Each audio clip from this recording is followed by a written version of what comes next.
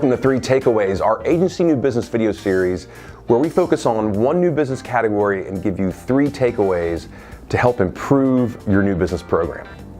Now, if it's your first time here, welcome. I'm Lee McKnight Jr. I'm the VP of Sales at RSW US. And if you're returning, thank you. Always appreciate you coming back. If you're liking this series, give us a thumbs up or leave a comment below. And hit that subscribe button to make sure you never miss one of our videos. Okay, let's get on to it. Now, there is an unfortunate tendency I see in agency new business communications. It doesn't receive a lot of attention, kind of falls under the radar, but it should. And that is telling your prospects something they already know. You might be thinking to yourself, what you talking about? Well, stay with me. I mean, this is important. New business directors typically incorporate, they do this up front as a crutch, and often not realizing it, and they'll do it to intro an email, a voicemail, even a conversation. And you can get away with it, or at least have a better chance of getting away with it when you're actually speaking to a prospect. But when it comes to an email or something in writing, it can completely defeat your chances of breaking through. And it actually drives me a little bit crazy. And if you're doing this, or your new business director's doing this, you've got to curb it right away. And granted, some prospects won't even notice it, and you'll be no worse for wear.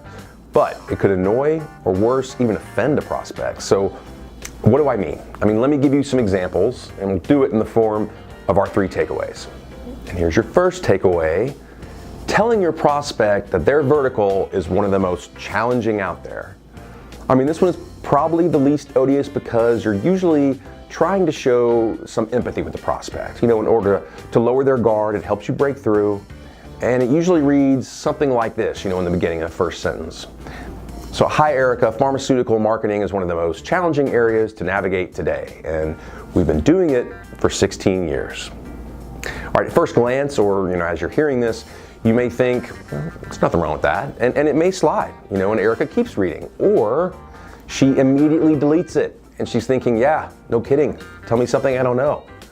Why gamble with that? It's unnecessary filler that your prospect is well aware of because she's literally living it. Start instead by saying, as an example, hi Erica, we've been experts in pharmaceutical marketing for 16 years. Cut to the chase, get direct. Erica doesn't have time for filler. Okay, here's a second takeaway. That is defining an advertising or marketing tactic or platform. An example would be, hi Erica, and by the way, we're sticking with Erica here because I have a cousin named Erica. We're a programmatic agency specializing in utilizing software to purchase digital advertising. Yes, that's generally what programmatic is, Erica's thinking to herself, and you can substitute programmatic for anything. It could be influencer marketing, it could be blockchain. My point is, don't be pedantic. Always assume that your prospect already knows this information, at least at the outset of your prospecting, before you've actually talked to them and you find out. They may not know, fair enough, but never assume. What's that saying? When you assume? Because if they do know, there's a chance you come off immediately as condescending. Okay, your third and last takeaway. And that's telling your prospect a fact that 99.9% of the population already knows.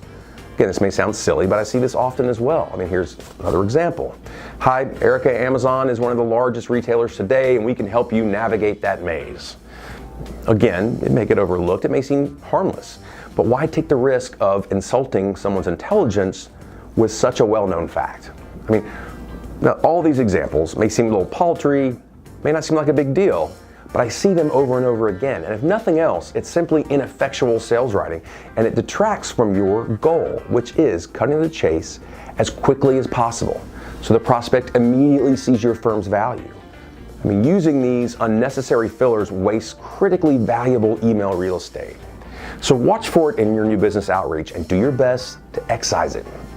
All right, thanks for watching 3 Takeaways. Lots of new business content on our resources page as always at the URL below. Appreciate you watching, and we'll see you next time. Thanks.